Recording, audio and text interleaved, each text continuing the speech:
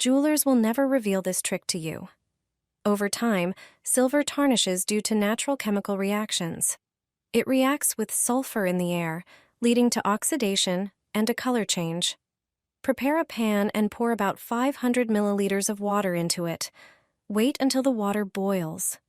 Drop the jewelry into the water, making sure it's completely covered. Add a tablespoon of toothpaste to the water, preferably one without abrasives.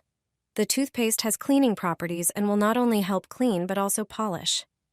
Then add a tablespoon of baking soda, which will cause foam to appear, helping to squeeze the dirt out of the jewelry and eliminate any unpleasant odors. Also add a tablespoon of salt. Salt helps keep silver in good condition, preventing further tarnishing and oxidation. Now, take a piece of aluminum foil and tear it off. Fold it into a smaller rectangle.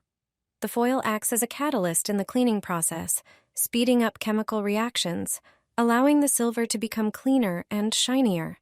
Add the piece of foil to the jewelry. Heat everything for a few minutes. All the dirt will come out of the silver.